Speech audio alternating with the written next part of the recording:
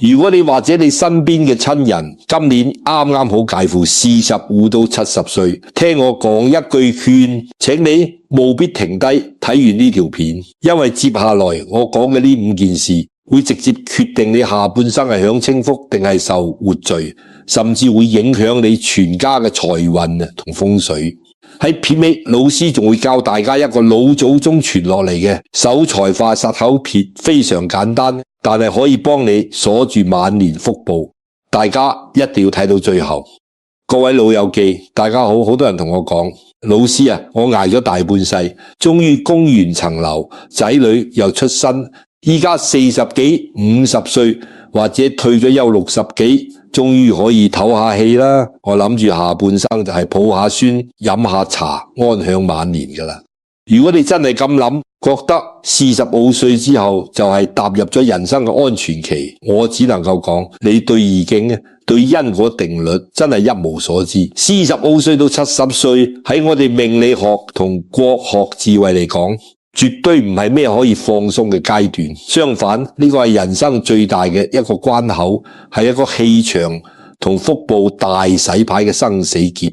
點解我會講得咁嚴重？大家不妨靜低心嚟回想下，你身邊有幾多老朋友、老街坊，明明前半生順風順水，身體健康，一到50幾60歲，突然之間就生一場大病，甚至走得不明不白。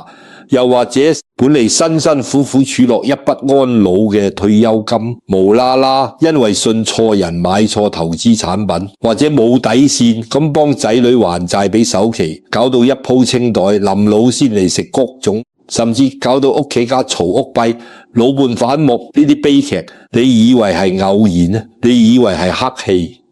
唔係啊，呢啲全部都係因為睇唔透因果，犯咗中年同晚年嘅大忌。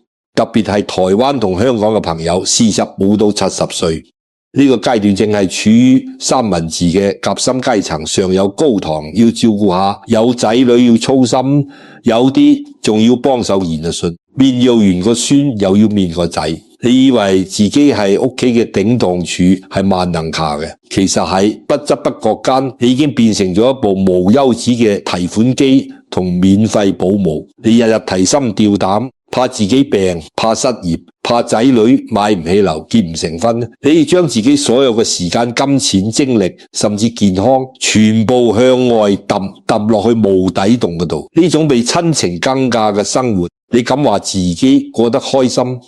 你敢話自己冇覺得委屈？大家記唔記得我以前成日去茶樓飲茶，見過一位街坊，我哋叫佢做財叔。財叔後生嗰陣好威水㗎，做生意賺落唔少，到佢60歲退下來，本來有2層樓揸手，點知個仔話要重用，財叔二話不說賣咗1層樓打本俾個仔。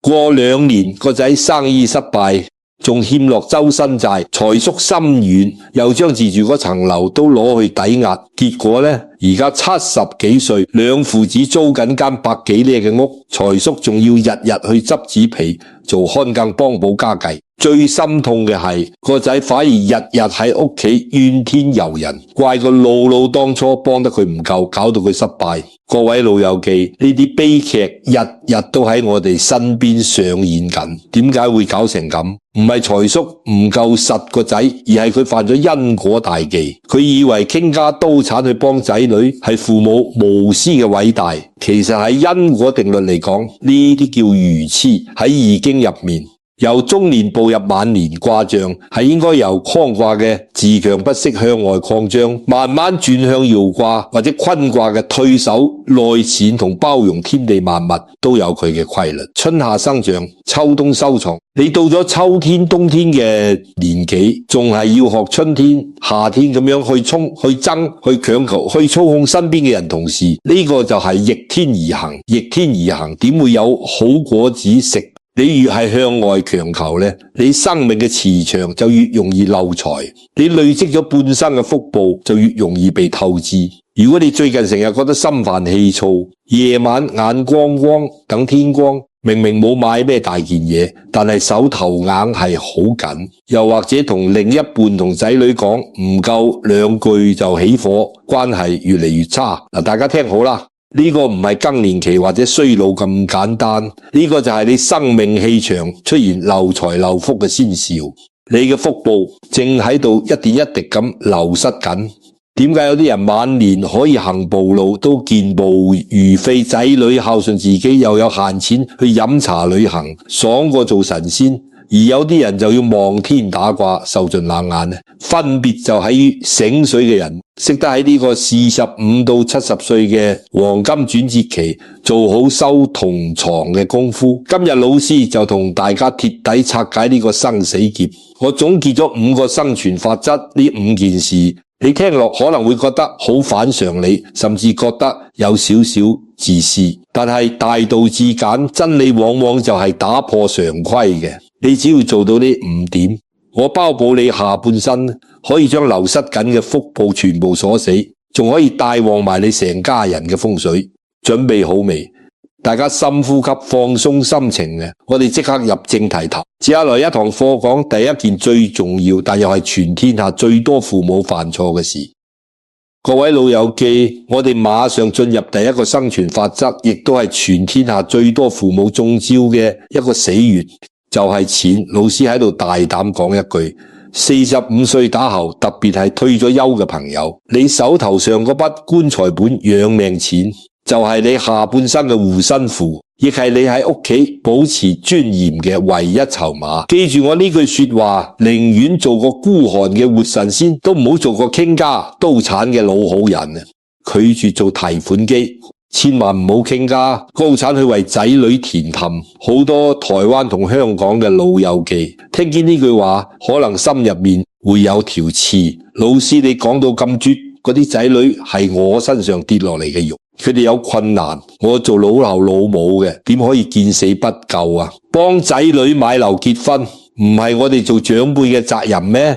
嗱，大家聽好啦，就係呢種所謂嘅偉大，就係呢種無私奉獻嘅錯覺，害死咗無數本來可以安享晚年嘅老人家。以前嘅社會講養兒防老，但係依家呢個世代你睇通睇透未？依家係養老防兒啊！45歲到70歲呢個階段，你班仔女啱啱好係20幾30歲，正正係踏入社會結婚生仔、撞劍同買樓嘅人生高尖期。香港同台北嘅樓價有幾低，大家心照啦。後生仔揾食艱難，呢個係事實，但係呢個唔代表你要攞自己嘅命去填佢個窿。我同大家講個真實案例，等大家醒一醒。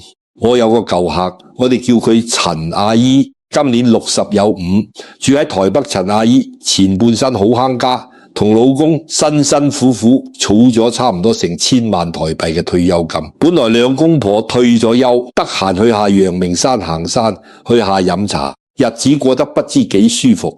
點知2年前個仔話要結婚，仲話女家要求一定要喺台北市區買層樓先肯嫁。個仔喊晒口咁翻嚟求陳阿姨，阿媽你幫下我啦，我唔買樓，女朋友就同我分手噶啦。你啲錢留喺銀行都係奉值，不如攞出嚟幫我俾首期啦，我第日一定會好好孝順你，讓你一世。陳阿姨心軟啊，諗住我唔幫佢，邊個幫佢？啲錢遲早都係留俾佢噶啦。於是乎，分住老公將大半世人儲落嚟嘅棺材本一炮過攞晒出嚟，幫個仔俾首期。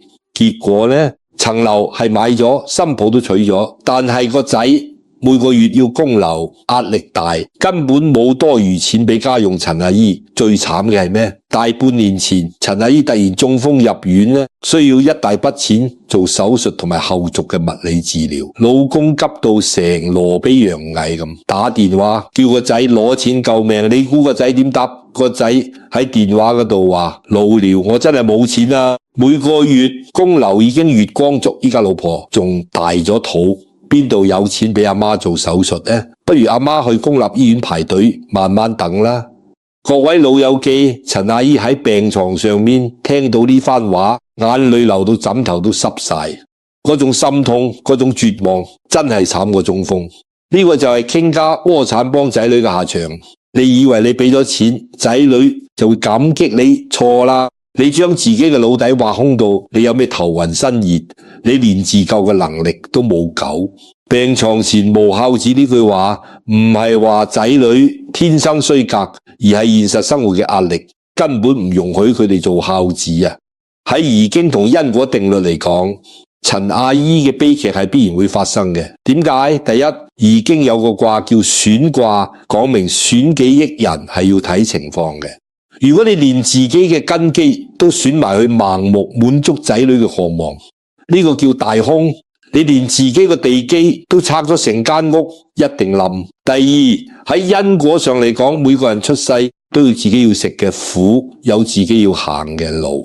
你班仔女買唔起樓，從嚴失敗，憎人周身債，呢啲係佢哋自己命中注定要經歷嘅劫數同磨練，係老天爺用嚟教佢哋成長嘅學費。你估你幫佢俾咗首期，幫佢還咗卡數，係幫緊佢？錯大錯特錯，你係喺度強行干預佢嘅因果，你搣奪咗佢哋承擔責任、經歷挫折嘅福報。你越幫佢就越覺得理所當然，佢就越唔識得珍惜。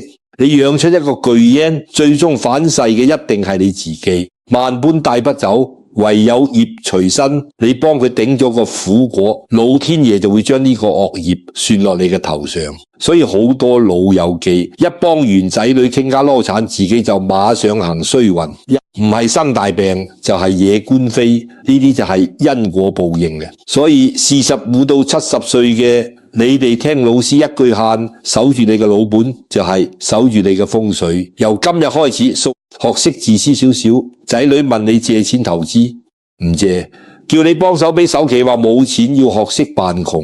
你甚至可以同仔女講，老老母依家年紀大，周身病痛，啲錢要留翻嚟睇醫生保命㗎，你哋自己嘅路自己行啦。記住將錢留喺自己身邊，唔係叫你帶入棺材，而係俾自己一個安心，一個底氣。你有錢喺手，第日行得走呢，可以自己請看護，可以去好啲嘅醫院，唔使睇仔女面色，唔使拖累屋企人啊！呢個已經係你對仔女最大嘅慈悲，亦係你為自己積下最大嘅陰德。大家明唔明呢個道理？守財就係守命嘅。接下來一堂課，我哋講第二個生存法則。各位老友記，聽完頭先講嘅死守養命本，個心係咪定咗少少？嗱，講完錢，接下來一堂課，我哋馬上進入第二個會無聲無息抽乾你腹部嘅無底洞，就係人際關係。第二個生存法則，老師要教大家6個字：人際做感法，狠心推圈。數十好歲到70歲呢個階段，我哋嘅體力、精力甚至心力都已經大不如前後生嗰陣。我哋為咗揾食，為咗上位，要係咁擴發社交圈子，去應酬，去交際，呢個叫做家法。但係到咗中年步入晚年，如果你仲係周圍去應酬，日日掛住做和事佬，甚至為咗所謂嘅面子去做爛好人，我話俾你知，你呢個係喺度慢性自殺。大家回想下，你大半世人有幾多時間係真係為自己而活？我哋台灣同香港嘅傳統觀念最中意講面子，講人情世故，親戚叫到唔好意思推，朋友聚會唔想去都要夾硬去，甚至連三姑六婆嘅閒言閒語，你都要擺喺心度怒氣幾日。呢啲係咩啊？喺因果同氣場學嚟講，呢啲全部都係消耗緊你生命能量嘅吸血鬼。我先講第一種吸血鬼，無效社交同攀比群組。依家科技發達，個個老友記部手機入面都有10幾個 WhatsApp 或者 Line 群組，小學同學群、舊同事群，甚至乎咩中餐會。大家平時喺入面做咩啊？除咗朝早發張早安蓮花圖，最常見嘅就係暗中攀比。今日老李發張相，話個仔喺信義區買咗層豪宅，聽日陳師奶又話個女嫁咗個有錢人，去咗歐洲度蜜月咧。你睇完之後，心入面係咩滋味？你望下自己個仲喺度揾工嘅仔，再望下銀行個戶口，個心係咪噏住，甚至成晚都瞓唔住咧？嗱，呢啲就叫暗號。你以為只係睇下手機，其實人哋嗰種炫耀嘅負面磁場已經通過屏幕干擾緊你嘅心境。你越睇就越焦慮嘅，越睇就越覺得自己半生人好似好失敗咁。老師教你由今日開始學識斷捨離，嗰啲成日中意炫耀、成日散播負能量、怨天怨地嘅群組，狠下心腸，一係設定做靜音，一係直接退出，唔好覺得唔好意思。45歲之後，你嘅注意力就係你最寶貴嘅財富，絕對唔可以浪費喺呢啲無謂人身上。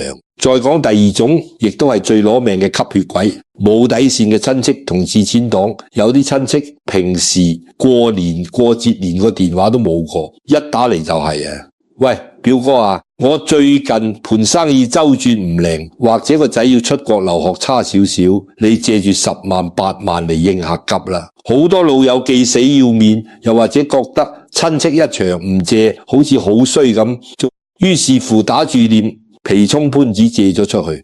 結果呢，你借錢出去嗰陣呢，佢當你係恩人，到你要追佢還錢嗰陣呢，佢當你係仇人。我有個台灣嘅聽眾李師奶，佢就係典型嘅爛好人啊！佢叔仔話要搞生意，向佢借咗50萬台幣。李師奶心軟借過，結果過咗3年啊，叔仔生意係賺咗錢，仲換咗部新車，但係就直接唔提還錢嘅事。李師奶去問佢攞，叔仔仲要反咬一口：阿嫂，你同阿哥咁有錢，幾十萬濕碎啦，使唔使追命咁追啊？逼死我你開心呢？李師奶激到血壓飆升，差啲入廠。你睇，借錢俾人不但只破財，仲要受氣，連親戚都冇得做。各位，喺易經入面講求陰陽平衡，有借有還先喺天道。一個人如果下下都要靠借錢度日，或者利用親情去撳價你，呢個人本身嘅磁場就係一個黑洞。你將自己辛辛苦苦賺翻嚟嘅正能量填落佢個黑洞度，到不但只填滿，仲會連你自己嘅福氣都吸走埋。所以面對呢啲消耗你嘅人，無論佢係朋友定親戚，你必須要學識一樣絕招。莊龍作呢，狠心說不，45到70歲，你已經唔需要再討好任何人。人哋借錢，你直接答：哎呀，真係唔好意思，我啲錢全部鎖死咗喺定期度，依家周身病痛，每個月睇醫生都要一大筆，我都自身難保啊！要學識扮窮扮弱，面子值幾多錢？你嘅晚年安穩，你嘅身心健康先至係無價寶。朋友圈子貴精不貴多，到咗呢個年紀，身邊有2、3個可以真心傾訴，得閒飲杯茶，大家磁場相近，唔會互相算計嘅老友，就已經係天大嘅福氣。其他人通通請佢哋出你嘅生命圈子暫斷，無效社交，遠離吸血親戚，將能量收翻嚟，擺喺自己身上，擺喺老伴身上嘅。當你嘅圈子乾淨咗，你嘅心就自然會靜，心靜，福報自然就會積聚。大家話係咪呢個道理？講完呢點，接下來一堂課我哋講第3個生存法則。各位老友記，講完要守住啲錢，斬斷無效嘅人際關係。我哋嘅磁場已經乾淨咗一半呢，接下來一堂課老師要講嘅第3個生存法則，亦都係你45到70歲呢個階段最核心嘅基本盤，你嘅色身，即係你嘅肉體健康。老師要送一句好重嘅說話俾大家，由今日開始收起你嗰種死做爛做、捱生捱死嘅所謂責任感，養好你嘅肉身呢，你唔拖累屋企人，就已經係你對國家最大嘅功德，嗰筆係最高級嘅積陰德。好多台灣同香港嘅朋友，特別係45到55歲呢個初老階段，最中意做咩啊？最中意頂硬上，明明條腰已經痛到伸唔直，血壓又高，醫生叫你唞下，你點答點唞啊？老師，個仔讀緊大學要交學費，層樓仲有10年按揭，老口老母住緊老人院，每個月要找數，我唔做，全家食谷種啊！於是乎你繼續日日加班應酬飲酒，連病都唔敢請假。到咗60幾歲退咗休，你以為可以唞下啦？錯，你又轉移陣地，走去幫仔女2路孫，日日抱住個幾十磅嘅孫行上行落，搞到5勞7傷，膝頭哥退化晒。你心入面覺得自己好偉大，覺得自己燃燒緊生命去照亮屋企人。但係喺易經同天道規律嚟講，你呢種行為叫做逆天而行。黃帝內經講得好清楚，女子七七任脈虛，太沖脈雖少，丈夫八天鬼竭徵兆，診狀衰。意思即係話，無論男女去到50歲上下，身體嘅氣血精氣就一定會開始衰退。呢個係大自然嘅規律，係天道。春天夏天草木茂盛，你要去搏殺去開創冇問題。但係45歲之後，人生已經步入咗秋天冬天秋收冬藏啊！老友記，你嘅五臟六腑已經勞損咗大半世。呢個時候天道叫你要藏要養，你偏偏要逆天而行，繼續透支自己嘅生命力。你話個天點會唔收你？我同大家講個殘酷嘅現實。我認識一位喺台北開牛肉麵檔嘅強哥，50幾歲人啊，日日企足10幾個鐘。佢老婆勸佢：阿強，你高血壓好嚴重，醫生叫你休息不如個檔口逢星期一休息啦。強哥話休一日唔見幾千蚊營業額㗎，我仲要幫個女儲首期頂得住。結果點啊？有一晚，強哥喺廚房暈低，腦充血中風。命就保得住，但係半身不遂。呢個悲劇嘅反噬有幾大？強哥本來想幫個女儲首期，結果中風入院 ICU 住咗個幾月之後，仲要請全職看護做物理治療。唔單止將本來儲落嘅首期錢使得一乾二淨，個女仲要辭咗份好工，日日喺屋企照顧佢。強哥日日梯喺張床度流眼淚，望住個女疲於奔命，佢個心痛到不得了。各位，呢個就係我想講嘅重點。你以為你搏老命去賺多幾個錢係幫緊仔女？錯，你小生一場大病，幫仔女慳翻幾十萬甚至幾百萬嘅醫藥費，幫佢哋慳翻無數嘅精神同時間。呢個先係真正嘅幫緊佢哋。我哋成日講究病床前無孝子。好多老人家聽到呢句覺得好灰心，覺得人性好恐怖。但係老師同你睇透佢，呢個唔係仔女衰，而係現實太無情。你諗下，你啲仔女40歲左右，正是死而搏殺期，自己都有細路要養，有樓要供，你突然冧低咗，佢哋要返工，要二兜仔，仲要日日頻目去醫院睇你，就算佢哋有心，個肉身同精神都頂唔順啦。慢慢佢哋嘅語氣會變得急躁，面色會變得難睇。你偷喺床度受人面色尊嚴盡失呢，到時你就算有幾多後悔，都返唔到轉頭。喺佛學嚟講，我哋嘅肉身叫做色身，係我哋靈魂修行嘅載體。如果呢隻船穿晒窿，你連自己都渡唔到，仲點樣去到屋企人？所以45歲到70歲嘅你哋，生存法則第3條，請你將向外求嘅心徹底轉為向內觀。由今日開始，將你嘅健康擺喺人生嘅第一位。食飯食7分飽，夜晚11點前乖乖地去瞓覺。仔女啲閒事由得佢哋自己去煩，邊度有錢賺呢？要你去捱夜，直接推咗佢。你每日去公園散下步，拉下筋，曬下太陽，保持心情開朗，保住自己對腳行得走得，自己行得去廁所，自己食得落飯。呢一份健康就係你留俾仔女最豐厚嘅遺產，亦係你下半生最大嘅福報同尊嚴。大家話係唔係咁話？接下來一堂課，我哋講第4個生存法則。各位老友記，聽完前面3點，大家嗰個心係咪開始通透少少？接下來一堂課，老師要講第4個生存法則。我事先聲明，呢一點聽落會非常之反常理，甚至會陰覆你大半世人嘅價值觀。好多老友記第一次聽會覺得，老師你係咪教壞人啊？點可以咁自私㗎？但係如果你聽得明做得到，我包保你下半生喺屋企嘅地位會直線上升。你啲仔女仲會突然之間變得生性同孝順。呢個法則就係收起你嘅勞碌命，學識扮弱示弱，逼仔女成長。我哋台灣同香港嘅華人父母有一種好悲哀嘅通病，就係患上咗過度奉獻綜合症。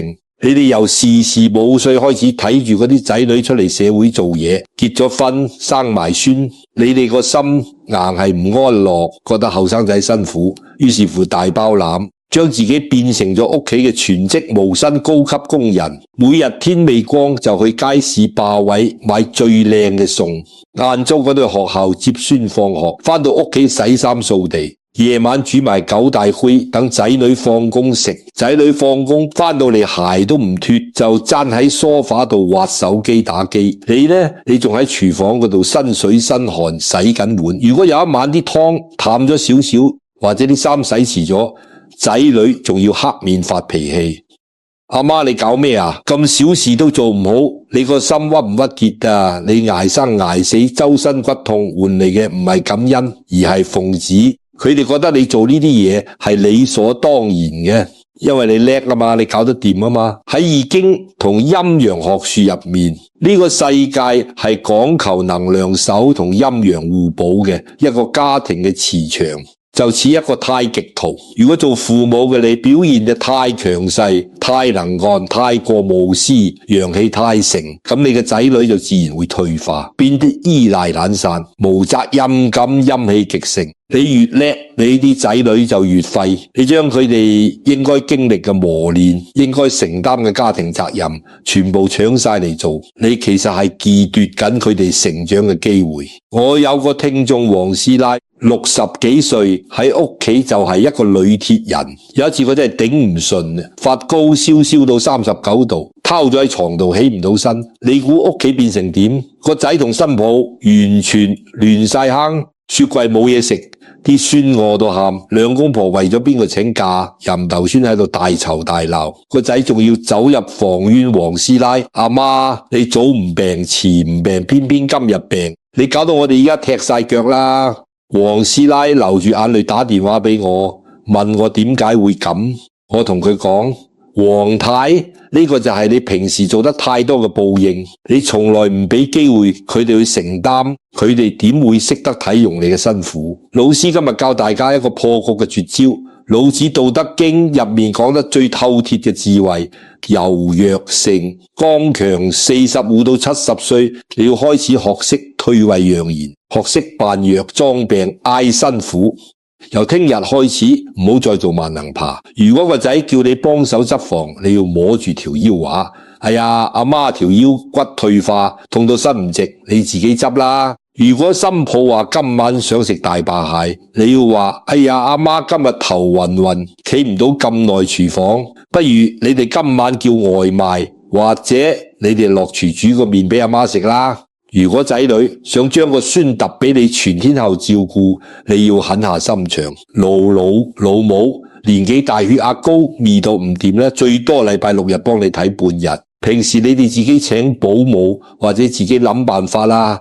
我知你一開始咁做，仔女一定會反彈，一定會怨聲載道，甚至屋企會有一段時間亂七八糟。你個心一定會好內疚，覺得自己好似好衰，好唔負責任。但係老友記，你必須要忍住，呢個就係陣痛期。當你真正企硬嘅，死都唔出手嗰陣，你啲仔女冇得依賴，佢哋自然就會被逼住去學煮飯、學做家務、學點樣去分配時間呢度仔。當佢哋自己親自落手落腳去做，切菜切到手，半夜起身為奶眼光光嗰陣，佢哋先會真正體會到，原來當初阿爸阿媽為呢個家付出咗幾多，佢哋先會真正生出感恩嘅心呢。你嘅退就係佢哋嘅進，你嘅弱就係佢哋強嘅開始。好多長者覺得退下來咩都唔做，自己就冇咗價值。錯啦，你最大嘅價值就係平安健康咁坐喺屋企做定海神針，你唔使事必躬親，你只需要喺佢哋搞唔掂嗰陣，俾佢人生經驗嘅建議佢哋聽，咁就夠啦。把頭家嘅責任交棒俾下一代，等佢哋去到擔大旗，你卸低呢個重擔，你嘅晚年先可以真正做到無事一身輕，呢個先係真正嘅大智慧，真正嘅大慈悲。大家話呢個懶人，你由今日開始肯唔肯做？接下來一堂課，我哋講最核心嘅第5個生存法則。各位老友記，我哋終於嚟到今日嘅第5個生存法則，亦都係全篇最核心、最深層次，但偏偏係99%嘅人都會忽略嘅一個天機。前面講嘅死守養命本、狠心退圈、保重肉身、學識示弱，呢啲全部都係術嘅層面。而接下來一堂課老師要講嘅呢一點係道嘅層面，係決定你下半生甚至你成個家族風水好壞嘅終極關鍵。呢個法則就係守住你嘅好脾氣，脾氣就係你下半生最大嘅護身符，亦係你帶旺全家嘅最大風水。我哋台灣同香港嘅長輩，特別係45到70歲呢個階段，好多人都有個致命嘅通病嘅，叫做刀子嘴豆腐心。你明明心入面好塞，屋企人明明出錢又出力，但係把口就衰到無人有，一開口就成陣火藥味。例如你辛辛苦苦煲咗碗靚湯，等個仔放工返嚟飲，個仔 OT 到夜晚10點先返，一入門口你明明係心痛佢辛苦，但係一開口就變成鬧人啊！死返嚟啦咩？當屋企係酒店啊，啲湯翻熱咗10幾次，唔飲到咗佢啦，以後唔好旨意。我煲個仔本嚟做嘢已經做到一肚氣，返到屋企想求個安樂窩，點知一入門口就被你兜頭淋一盆冷水，結果兩母子大吵一場，成碗湯倒落坑渠，大家成晚都眼光光瞓唔着。你委唔委屈？你覺得自己出錢出力做大半世人，點解啲仔女咁唔孝順，咁唔體諒你？老友記，你聽老師講，喺佛學入面有一句說話叫做一念根心起，百萬障門開，又叫做火燒功德林。意思即係話，你無論平時做咗幾多好事，對屋企人有幾大貢獻，俾咗幾多錢仔女買樓，只要你發一場大脾氣，你累積落嚟嘅所有福報、功德同情分呢，就會俾你呢一把無名火燒到乾乾淨淨。你做得再多，你把口一出惡言，一切歸零。我成日睇上睇八字，見過好多家庭，有啲老人家窮到身，住喺公屋或者老舊公寓，但係佢哋笑口常開，從來唔鬧仔女，見到孫仔孫女就笑費曼。佢哋嘅仔女反而好鍾意返屋企，一到放假就買晒餸返嚟同老人家食飯，一家人有傾有講，仔女嘅事業亦都順風順水。相反，有啲老人家好有錢，幫仔女買樓買車，但係日日喺屋企怨天怨地，鬧老伴無用，鬧新抱唔識味道酸，鬧個仔唔上進。結果呢，間大屋冷冷清清，仔女過時過節都唔想返嚟，就算返嚟放低盒月餅，坐唔夠半個鐘就藉口走人。呢啲老人家就日日對住四面牆流眼淚，覺得自己命苦。呢個就係風水啊！各位，家和萬事興，從來都唔係一句老土嘅口號，而係宇宙間最強大嘅因果規律。一間屋嘅風水好唔好，唔係睇你擺咗幾多隻貔貅，又或者掛咗幾多塊八卦鏡，而係睇呢間屋入面嘅氣場。你日日發脾氣，日日抱怨，你個人就係一個釋放負能量嘅煞氣源嘅。財神爺最怕咩？最怕煞氣。你日日家嘈屋閉，財神爺行過門口都兜路走啦。你唔單止搞到自己血壓高、周身病，你仲會將你嗰啲仔女嘅財運同好運全部鬧走晒。所以45到70歲嘅你，想晚年爽過做神仙，想仔女發達，你必須要學識閉口哥。由今日開始，睇唔順眼嘅事，當睇唔到、聽唔入耳嘅說話，當聽唔到仔女點樣教佢哋嘅下一代，由得佢。仔女放假鍾意瞓到晏晝12點，由得佢老伴買錯餸，由得佢遇到唔如意嘅事，深呼吸，微微笑，講一句好啊，你哋話事啦，我冇意見。當你嘅心態變得柔和，當你嘅面容變得慈祥，你成個人嘅氣場就會由煞氣變成祥瑞之氣。仔女返到屋企覺得舒服冇壓力呢，自然會成日想親近你。你嘅好脾氣就係屋企最頂級嘅風水陣，守住你嘅脾氣就係守住你嘅福報。各位老友記，今日老師同大家傾咗咁耐，講咗咁多嘅因果同易經嘅智慧，我知大家平時生活忙碌，我驚你哋轉頭就唔記得。嗱，老師依家再長氣啲，幫大家做個重點回顧，將呢5個護身符深深印入你個腦嗰度。第一，死守養命本咧，絕對唔好傾家，國產幫仔女填氹，留翻筆錢傍身錢就係你嘅尊嚴。第二，狠心推圈，斬斷一切無效社交同吸血親戚，將能量同時間留翻俾自己。第三，養好肉身，收起勞碌命，保重身體，唔生大病拖累家人就係最大嘅積陰德。第四，學識示弱，唔好再做萬能俠，適當扮病扮弱，將責任交棒，逼仔女成長。第五，守住好脾氣，唔好火燒功德林，脾氣柔和先係屋企最頂級嘅招財風水。各位老友記，人生如夢，轉眼就過咗大半世。你由20幾歲出嚟社會捱世界，結婚生仔，為咗供樓，為咗頭家，你受過幾多委屈，流過幾多汗水，老天爺全部都睇喺眼入面。你已經為身邊嘅人活咗大半世啦，你做得夠好啦，委屈夠啦。接下來嘅下半生，老師希望你徹底放開執着，自私少少，為自己而活。你唔欠任何人，你只係欠自己一個安穩快樂嘅晚年。萬般帶不走，唯有業隨身。呢個世界最好嘅風水，從來都唔喺外面，而係喺你嘅心入面修心，即係修命。當你放低強求，順應天道，你嘅晚年一定會越嚟越順，越嚟越有福氣。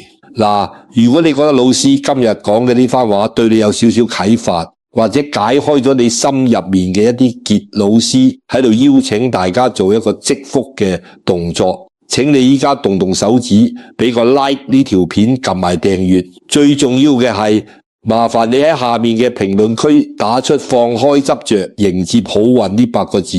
你唔好睇少呢8個字。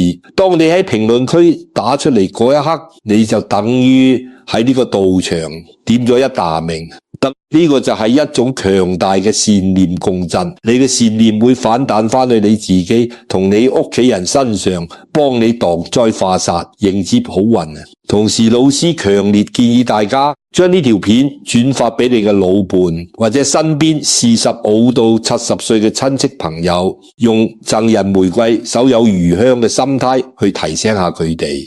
如果你嘅朋友因為睇咗你轉發嘅呢條片，少破一次財，少生一場大病，少生一次氣，呢啲全部都係你累積嘅無量福報同陰德呢，分享即積福，一齊改變命運。大旺屋企人，多謝大家收睇，祝大家晚年安康，心境平和。我哋接下來一堂課再傾阿彌陀佛。